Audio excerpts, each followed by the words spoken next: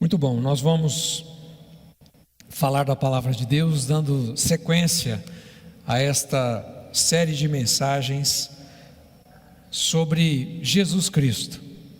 E nós estamos conhecendo Jesus através do relato do evangelista João.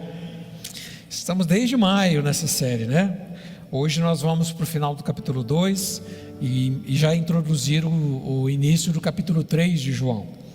Na semana passada nós falamos sobre aquele texto, João no capítulo 2, dos versos 12 a 22, quando Jesus vai para o templo, lá no átrio dos gentios, e ele fica irado. Jesus faz chicote, derrama a banca dos cambistas. Jesus afugenta os animais que estavam sendo vendidos ali no templo. Aquele lugar era para adorar a Deus, aquele átrio dos gentios era um lugar missionário, de evangelismo, e Jesus fica muito irado. Tanto é que ele provoca nos religiosos um questionamento. Os religiosos falam assim: com que autoridade que você está fazendo isso? Quem é você? Que milagre que você vai mostrar para nós? Jesus fala: não, o milagre que eu vou te mostrar é eu vou destruir esse templo e em 3 dias ele vai ser reedificado. E os religiosos estavam pensando que Jesus está falando do templo de Herodes, que Herodes tinha construído ali, né? E Jesus está falando dele, porque os discípulos se lembraram que quando Jesus morreu e ressuscitou, os discípulos lembraram que Jesus tinha dito que ele ia ressuscitar em 3 dias. Isso foi a semana passada. E nessa semana nós vamos, na continuidade desse texto, ver o que aconteceu, porque não ficou só naquilo. Não ficou só naquilo que Jesus havia feito. E os religiosos ficaram impactados com aquilo, com aquela atitude de Jesus, meio irada. Foi uma ira responsável de Jesus. E nós vamos ver nesse texto, que vamos ler agora, que um dos religiosos não ficou contente. Ele foi procurar Jesus. Ele precisava saber mais. Aquilo impactou a vida de um homem. E esse homem foi procurar Jesus para conversar com ele. E aí você vai abrir a sua Bíblia no Evangelho de Jesus, segundo João, capítulo 2. Nós vamos ler do verso 23 e vamos avançar para o capítulo 3, verso 15. O texto está projetado no telão. Você que está aqui, se quiser acompanhar a leitura pelo texto, você que está em casa também, você deve estar lendo aí a projeção desse texto. Capítulo 2, versos 23 a 25, e depois nós vamos do capítulo 3 até o verso 15. A Bíblia diz assim: enquanto estava em Jerusalém, na festa da Páscoa, muitos viram os sinais miraculosos que ele estava realizando e creram em seu nome. Mas Jesus não se confiava a eles, pois conhecia todos. Não precisava que ninguém lhe desse testemunho a respeito do homem, pois ele bem sabia o que havia no homem. Capítulo 3. Havia um fariseu chamado Nicodemos, com autoridade entre os judeus. Ele veio a Jesus à noite e disse: mestre, sabemos que ensinas da parte de Deus, pois ninguém pode realizar os sinais miraculosos que estás fazendo, se Deus não estiver com ele. Em resposta, Jesus declarou: digo-lhe a verdade, ninguém pode ver o reino de Deus se não nascer de novo. Perguntou Nicodemos: como alguém pode nascer sendo velho? É claro que não pode entrar pela segunda vez no ventre da sua mãe e renascer. Respondeu-lhe Jesus: digo-lhe a verdade, ninguém pode entrar no reino de Deus se não nascer da água e do Espírito. O que nasce da carne é carne, mas o que nasce do Espírito é Espírito. Não se surpreenda pelo fato de eu ter dito: é necessário que vocês nasçam de novo. O vento sopra onde quer, você o escuta, mas não sabe dizer de onde ele vem nem para onde ele vai. Assim acontece com todos os nascidos do Espírito. Perguntou Nicodemos: Como pode ser isso? Disse Jesus: você é mestre em Israel e não sabe destas coisas, não entende essas coisas? Asseguro-lhe que nós falamos do que não conhecemos e testemunhamos do que não vimos, do que vimos, mas mesmo assim vocês não aceitam o nosso testemunho.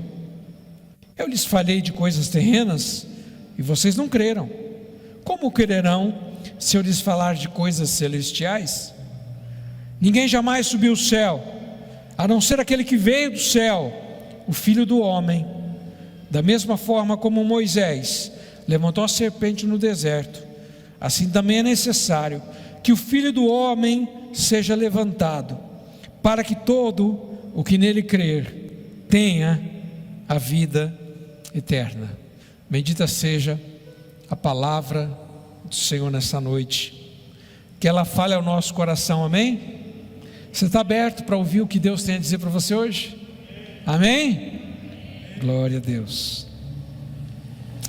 Jesus viu uma multidão seguindo, mas uma multidão entusiasmada pelos milagres que Jesus realizava.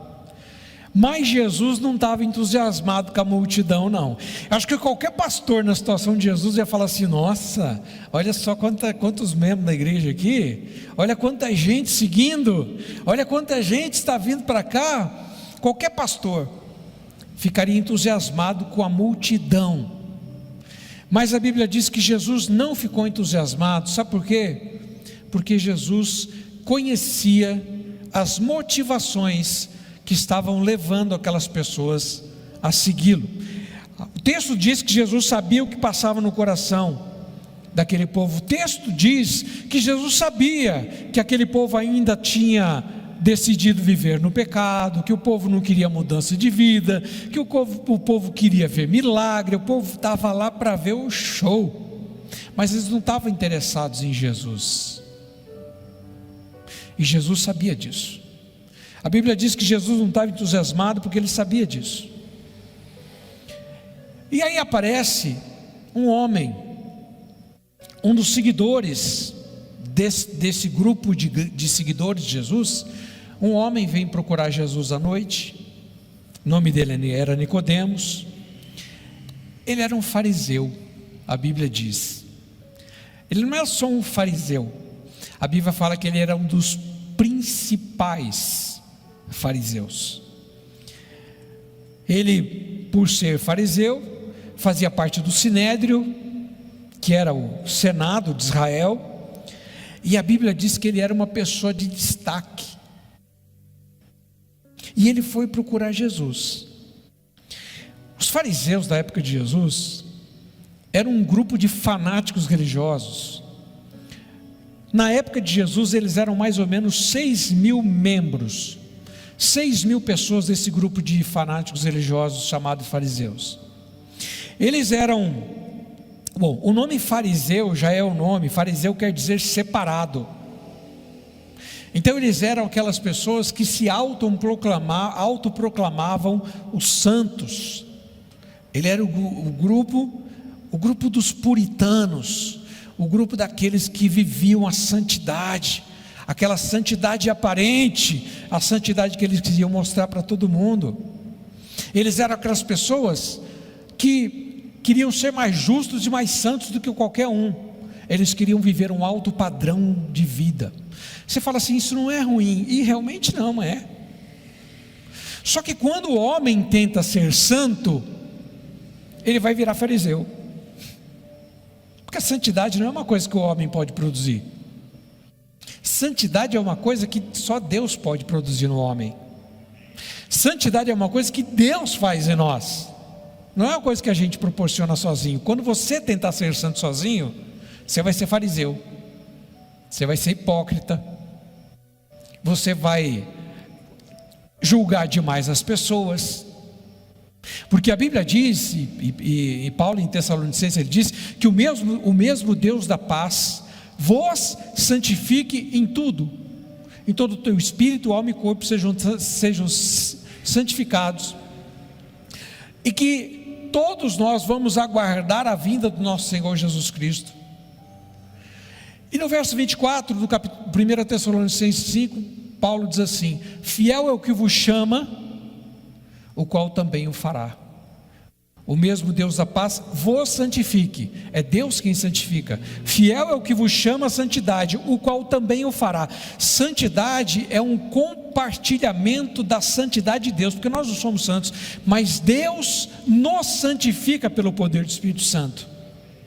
Então, quando o homem tenta ser santo, talvez ele caia no mesmo problema dos fariseus, porque eles queriam ser santos, eles queriam viver o alto padrão, eles queriam viver o alto nível, e isso fez deles, daquele grupo de 6.000 homens da época de Jesus, fez deles pessoas muito rígidas, duras e injustas. Eles queriam cumprir a lei. E aí, para você ter uma ideia como eles eram, eles pegaram os 10 mandamentos e eles esfacelaram os 10 mandamentos, eles ampliaram os 10 mandamentos, e eles criaram 2 livros, a Mishnah e o Talmud, que eram 2 livros. A Mishnah, só o mandamento de guardar o sábado, tá bom? Só esse, o mandamento de guardar o sábado lá, o Shabá. Sobre a guarda do sábado, a Mishnah continha 16 capítulos, e o Talmud tinha 156 páginas. Então eles pegaram os 10 mandamentos e eles colocaram um monte de pequena regrinha. Então Deus fala assim: você tem que ter o tempo de descanso. O tempo de descanso chama-se Shabá. Shabá quer dizer descanso, que é a palavra traduzida por sábado. Então os cristãos, o Shabá dos cristãos é o domingo, certo? Porque Jesus ressuscitou no domingo, todo mundo celebrava sendo a igreja cristã lá de Atos dos Apóstolos, que é a igreja primitiva, celebrava tudo no domingo, porque foi o domingo que Jesus ressuscitou. Então o nosso Shabá, os cristãos guardam o Shabá domingo, o judeu guarda o Shabá sábado até hoje. E para evitar que as pessoas quebrasse um mandamento da lei, então eles falavam assim: olha, você não pode andar mais do que um tiro de pedra, 30 metros. Se no sábado você andar mais que um tiro de pedra, você pecou. Então eles pegavam a lei e eles começavam a criar um monte de pequenas regrinhas para ajudar as pessoas a não quebrar a lei. Só que eles começaram a observar mais o Mishnah e o Talmud do que a própria Bíblia. E eles começaram a colocar peso tão grande nas costas das pessoas que nem eles mesmos conseguiam suportar. Por isso que Jesus fala: vinde a mim, vocês estão cansados, sobrecarregados. Porque o povo estava sobrecarregado com esse monte de pequenas leis que eles criavam em torno da lei de Deus. E os fariseus fizeram isso. E da mesma maneira como eles eram especialistas em criar leis, eles também eram especialistas em quebrar aquilo que eles criavam. Então eles tinham algumas exceções. Tipo assim, se um boi que estava lá, e de repente o boi caiu num sábado, o boi caiu numa vala, aí falaram: no sábado a gente não pode tirar o boi, porque se a gente for tirar o boi é trabalho e vai quebrar a lei. Aí eles falavam assim: não, mas se o boi cair, aí você pode tirar. Então eles criavam as regras, e depois eles mesmos arrumavam um jeito de quebrar as regras dele, porque eram muito pesadas. Por isso que Paulo fala: ninguém consegue cumprir a lei. Não é possível. A lei não é para ser cumprida, a lei é para ser um balizamento. A lei é o balizamento para a gente entender, porque vivemos na graça de Deus. Então, esse grupo de pessoas, que eram chamados de fariseus, tinham um alto nível de moral. Jesus reconhece isso, fala assim: se a vossa justiça não exceder a justiça dos fariseus, ou seja, porque eles eram pessoas que buscavam justiça. Então não estou dizendo que eles eram ruins, eles estavam tentando fazer a coisa boa, só que da forma errada. Eles estavam colocando tanta regra que ninguém conseguia viver, por causa de tanta regra. Eles tornaram a vida com Deus difícil de ser vivida. Por isso que Jesus teve muito conflito com esse grupo. E Nicodemos era um dos principais, um dos líderes desses 6.000 homens chamados fariseus na época de Jesus. Ele era um dos principais dos fariseus. Ele era uma pessoa erudita, ele era uma pessoa conhecedora, ele era uma pessoa de boa reputação, ele era uma pessoa, um religioso ferrenho, mas que tinha o respeito daquele grupo de fariseus. E Nicodemos, você percebe que quando ele vai falar com Jesus, ele demonstra que ele tinha conceitos de fé corretos. Os conceitos que ele tinha estavam certos, mas ele não entendeu quando Jesus falou para ele que para ele entrar no reino de Deus, ele precisava nascer de novo. Porque para ele, para o fariseu, toda a religiosidade era vivida de forma exterior. Tudo que eles faziam tinha a ver com o exterior, com prática, com ritual. Tudo era ritual para eles. E Jesus coloca um conceito interior. Jesus coloca um conceito subjetivo. Você tem que nascer de novo. Ele fala, o quê? Como assim? Eu vou entrar de novo no útero da minha mãe, já grande desse jeito? Como é que eu vou fazer isso para eu renascer? Ele teve uma interpretação estritamente carnal, humana, do que Jesus estava dizendo, como nascer de novo. Então, esse conceito que os fariseus tinham era o mesmo conceito que todos os judeus tinham na época. E aí, irmãos, a gente vai aprender alguma coisa importante aqui, que a fé, como consequência do milagre, não é suficiente para levar a gente para o céu. Muitos daquelas pessoas tinham fé, estavam seguindo Jesus por causa dos milagres que Jesus fazia. Então a fé, se você tem fé só por causa dos milagres, não quer dizer que você vai para o céu. Não é essa fé que Deus quer ver em você. É fácil ter fé em consequência de milagre, mas não é essa fé. A religiosidade também não é algo que vai nos levar para o céu.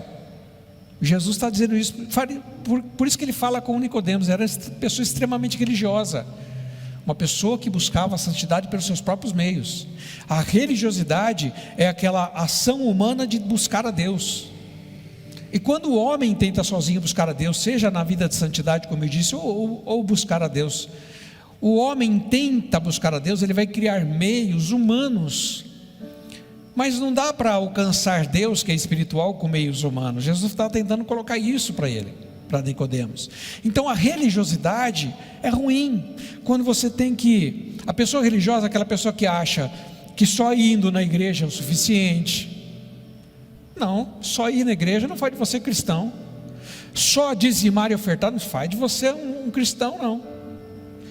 A religiosidade faz a gente marcar ponto, para que a gente fale, eu vou na igreja porque pelo menos eu tenho que ir na igreja uma vez por semana para eu ficar bem com Deus. Isso é religião. Isso não é o suficiente. Era isso que Jesus está querendo dizer para ele. Conhecimento bíblico, só o conhecimento também não é suficiente, porque Nicodemos conhecia muito da Bíblia da época de Jesus, que era o Antigo Testamento. Ele conhecia muito. Ele era um dos principais dos fariseus que estudavam a lei. Mas Jesus está dizendo para ele, isso aí não é suficiente, não. Então só o conhecimento bíblico não é suficiente. As perspectivas corretas a respeito de Deus também não são suficientes, porque Nicodemos tinha as perspectivas corretas a respeito de Deus, e nenhuma dessas coisas é suficiente para nos levar para o céu, porque essa foi a pergunta de Nicodemos para Jesus: o que é que eu preciso fazer? E aí então Jesus nos responde. O que é que nós podemos aprender com Jesus sobre o novo nascimento? E aqui que nós vamos entender o que é que de fato vai nos fazer ir para Deus. O que é que precisa acontecer conosco? Não tem a ver com religião, com prática, com coisas humanas. A primeira coisa que Jesus fala é que esse novo nascimento é um processo metamórfico. Eu vou falar um pouco dessa palavra depois.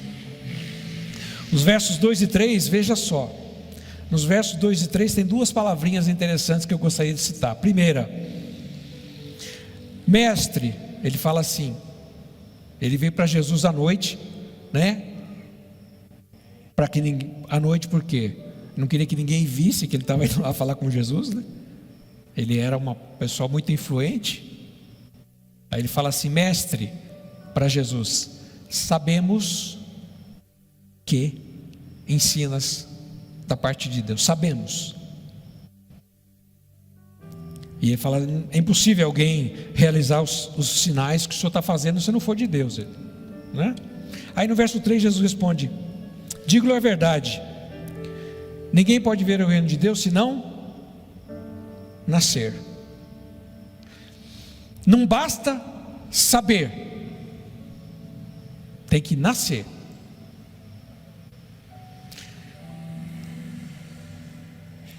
Muita gente sabe muita coisa a respeito de Deus, e até o diabo sabe muita coisa a respeito de Deus. A Bíblia diz que o diabo é crente. Por isso que eu não gosto muito de usar essa palavra. Crês tu que há um só Deus? Fazes muito bem. O diabo também o crê e estremece. Então o diabo é crente. Ele conhece muito a respeito de Deus. Quer dizer que ele vai ser salvo? Então não basta saber nada a respeito de Deus. A gente precisa nascer de novo.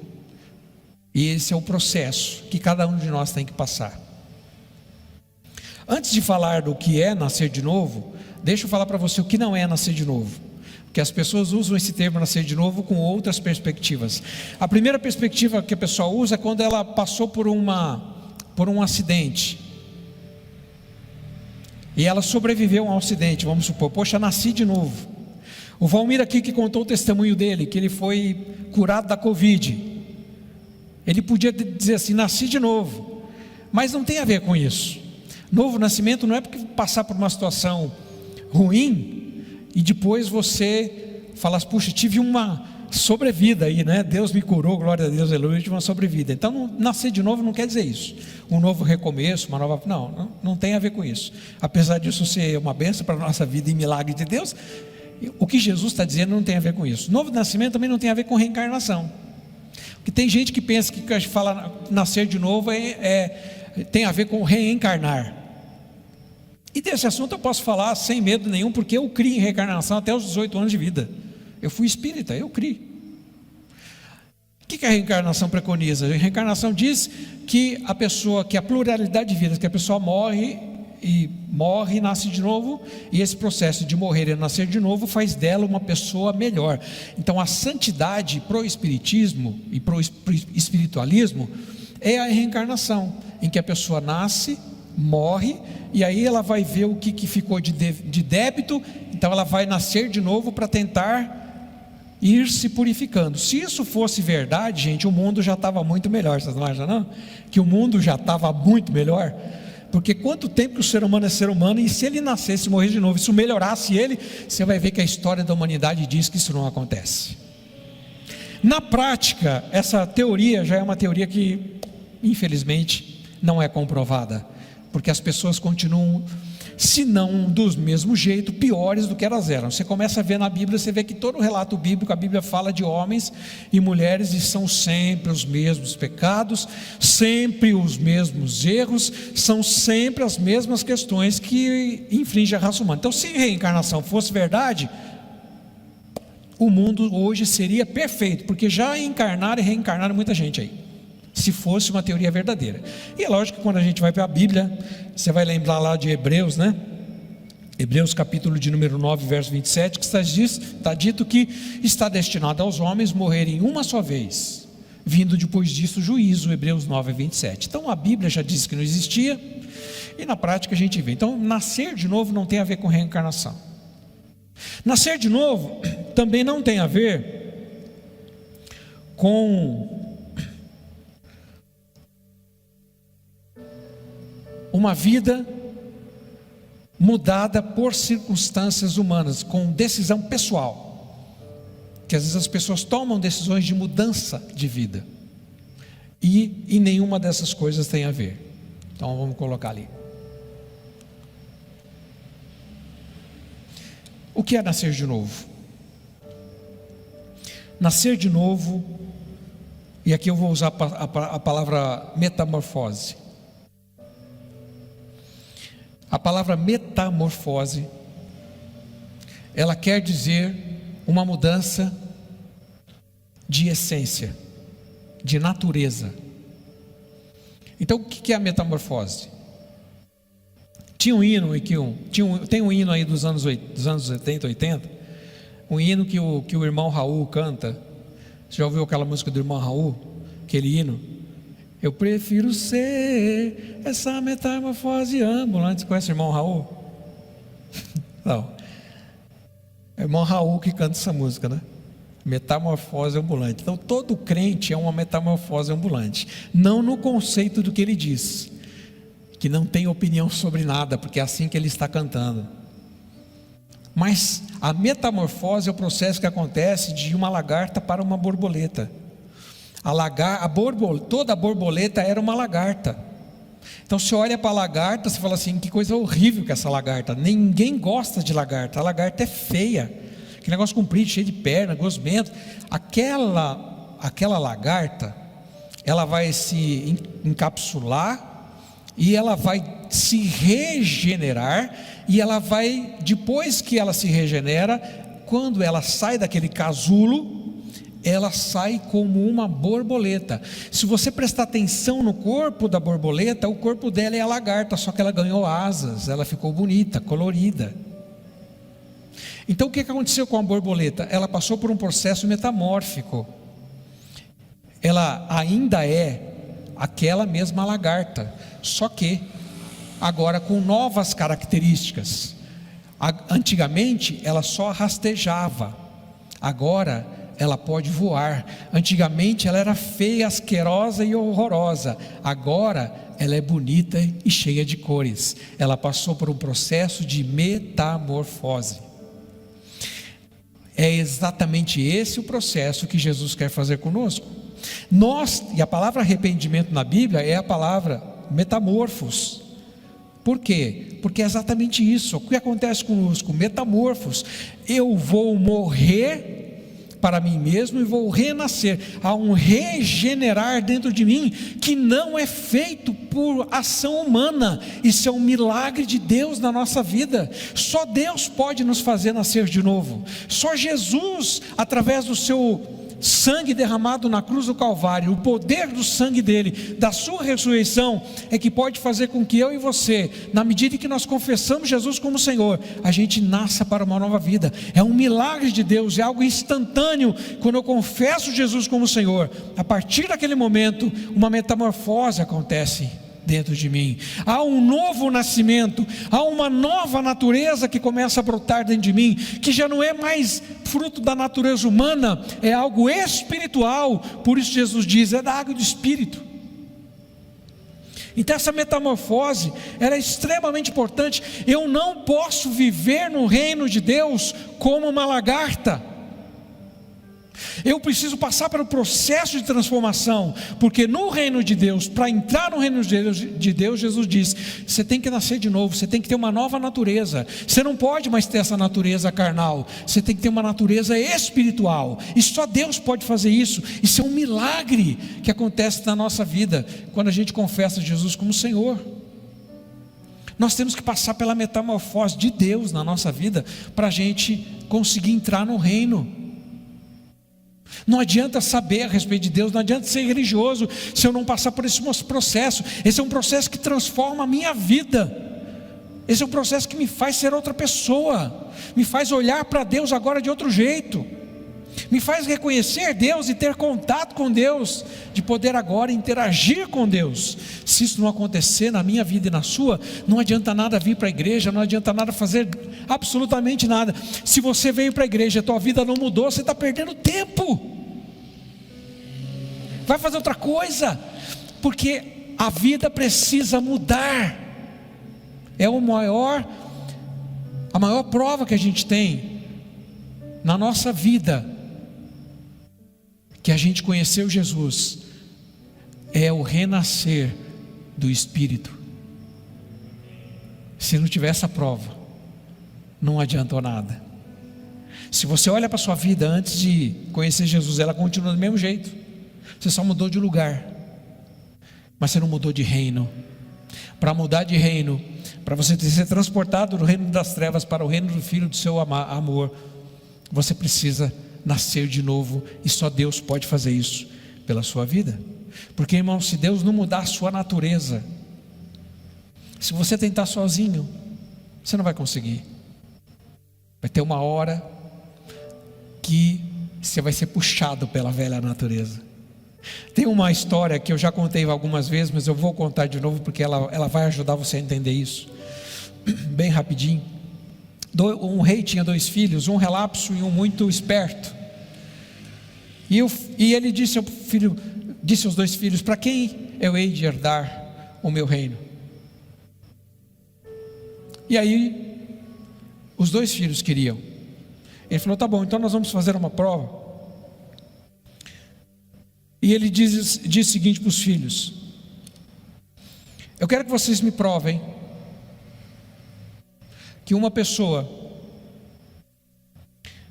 pode ser um grande líder através do treinamento. E diz para eles assim: olha, me provem isso, e vocês 2 fiquem à vontade. Quem me trouxer uma prova que alguém pode ter realmente uma mudança completa na sua vida e se transformar, e através do treinamento, da liderança, ser alguém completamente modificado, qual de vocês conseguir provar isso, vai levar o meu reino. E eles saíram pelo reino. O filho relapso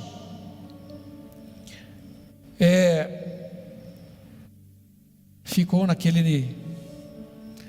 naquela busca, naquela procura, e de repente ele passa em frente a uma taberna, né, que é aquele bar antigamente dos filmes épicos.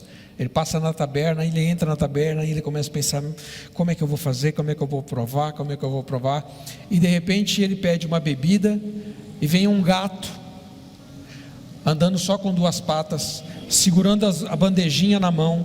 O gato vem, para perto dele, e ele vai, pega a bebida, põe na mesa, olha o gato, fala assim: achei a resposta. Esse gato é a prova de que alguém pode mudar com muito treinamento, porque treinou o gato desse jeito. Essa é a resposta. E aí ele pegou o gato, pediu o gato lá para o dono, príncipe: ó, eu quero esse gato para mostrar para meu pai que é possível. E isso começou a rolar, essa informação vazou nos bastidores, e o outro irmão falou: e agora, como é que eu vou fazer?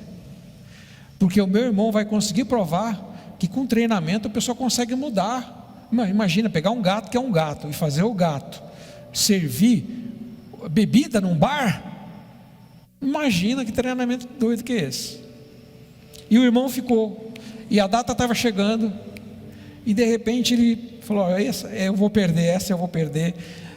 E a história conta que ele estava passando por um beco, e de repente ele viu uma coisa, ele falou assim: já sei.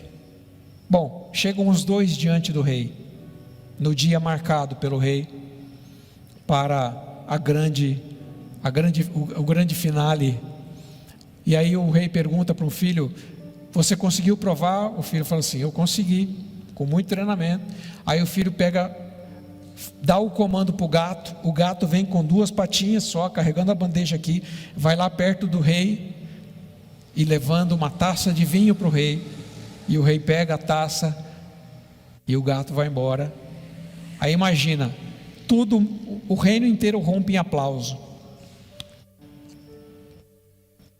Ele havia conseguido provar. E aí ele fala para o outro filho: e você? Como é que você pode me provar? Ele falou assim: pois não. Ele estava com uma caixinha. Aí ele pegou, abriu a caixinha. Da caixinha pulou um rato. Quando esse gato viu o rato, ele jogou as bandejas tudo para cima. Ele saiu catando para todo lado, arranhando todo mundo que estava na ponta para pegar, e foi lá, catou o rato. Aí ele disse assim: você está vendo? Você pode treinar o que for, mas esse gato continua sendo gato, porque ele tem natureza de gato. Você pode dar qualquer treinamento para ele, você pode mudar a vida dele, mas se ele vê um rato, ele vai atrás. E esse filho ganhou o reino, porque ele provou que não é possível. Tem muita gente que pensa que vai ser santo, que vai ser crente com muito treinamento, cumprindo as regrinhas e aquele monte de coisinha boba que a gente coloca. Mas a hora que o pecado der o sinal, a hora que tiver o que o pecado dá aquele gostinho na boca da pessoa, se a natureza dela não foi mudada, ela vai correr para o pecado, ela vai para a lama de novo. Pega um porco e dá banho num porco, passa perfume num porco, deixa o porco dentro da sua casa e guarda ele, e deixa ele lá. Enquanto ele estiver guardado, você pode ter certeza que ele vai ser um porco perfumado. Solta ele, que ele vai voltar para a lama, porque a natureza do porco é ficar na lama. Se Deus não mudar a sua natureza, nunca você vai conseguir entrar no reino de Deus. Por isso que você tem que nascer de novo. Por isso tem que acontecer uma metamorfose na sua vida. Se não acontecer essa metamorfose, não adianta nada. Não é com treinamento, não é com religiosidade que alguma coisa vai melhorar na sua vida. Você vai perder o céu. Você pode estar na igreja, mas você vai perder o céu, porque você precisa deixar Jesus mudar aqui, nascer de novo para uma nova natureza. Ele precisa fazer esse milagre na sua vida, e só Ele pode fazer, você não vai fazer sozinho. Por isso que é um processo metamórfico, é espiritual, é lógico, gente, mas é isso que Deus quer fazer, nos dar uma nova natureza. A segunda coisa que Jesus nos ensina é que o novo nascimento é um processo que a razão humana não consegue discernir. Nicodemos perguntou: pai, como é que isso pode acontecer? Como é que eu vou entrar na venda da minha mãe? A gente não consegue discernir. É um processo subjetivo. Ninguém consegue ver isso, gente. Eu não consigo ver quem nasceu de novo aqui, porque isso é uma coisa interior. Agora tem uma forma da gente conseguir entender, porque apesar de ser subjetivo, ele é também um processo testemunhável. Ele é subjetivo, ele acontece dentro de mim. Eu não consigo ver quem nasceu de novo. Mas por que ele é testemunhável? Porque eu consigo ver quem vai ser batizado, porque o batismo é um testemunho de que eu nasci de novo. O batismo é arrependimento, então eu dou testemunho. Quando eu estou me batizando, eu estou dando testemunho que eu nasci de novo, não é? Desci na água, quando eu abaixei na água, morri para a velha vida e renasci uma nova vida. O símbolo do batismo é isso. Batismo quer dizer morte, morro para mim mesmo, para renascer para Deus com uma nova natureza. É isso que o batismo simboliza. Então eu não sei, eu não posso ver no coração de nenhum de vocês, mas eu vou ver que o dia que você se batizar, se você já se batizou, você está comprovando que você nasceu de novo.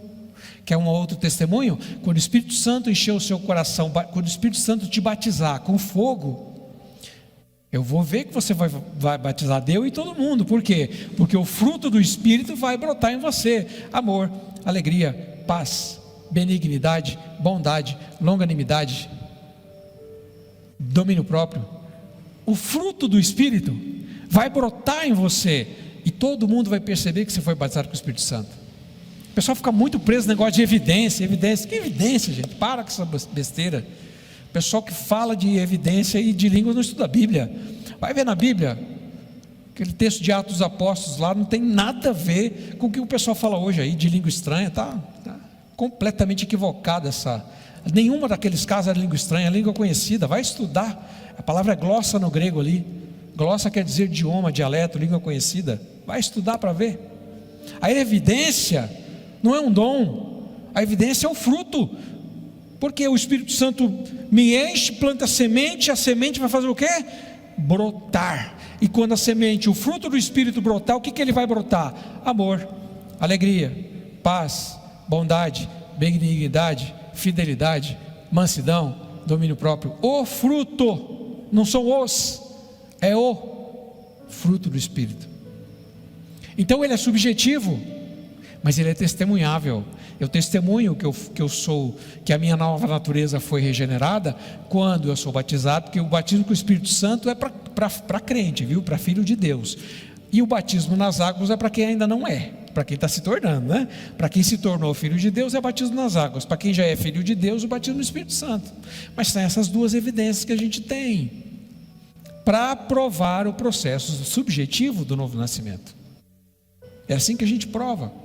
Então Jesus diz isso, que o novo nascimento, ele não é entendido pela mente humana, não pode ser compreendido, mas você vai vê-lo acontecendo na igreja, nos batismos, nas águas e no Espírito Santo.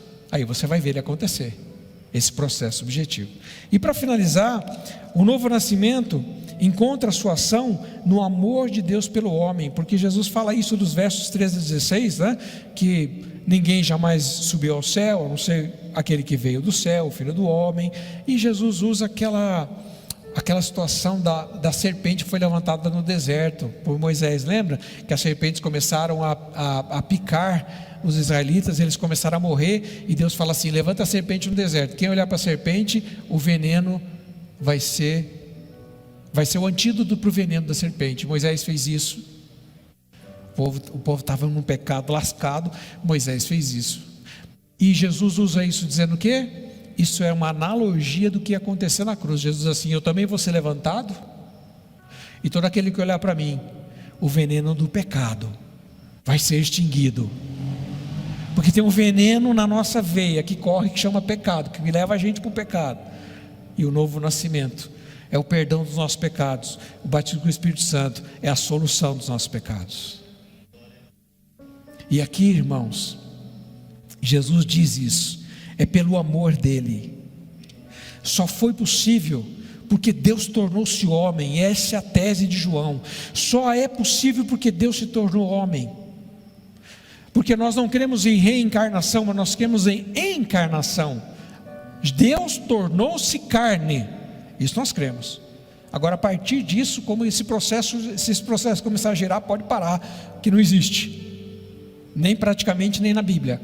Mas o Deus, como nós vimos no capítulo 1 de João, quem está acompanhando a série desde o início, quando Deus tornou-se carne, Ele se fez carne e habitou entre nós, e vimos a sua glória como a glória do unigênito do Pai, de João, lá no capítulo 1. Aí nós vimos o Deus tornando-se carne. Só é possível o novo nascimento porque Deus nos amou e Ele ainda continua nos amando.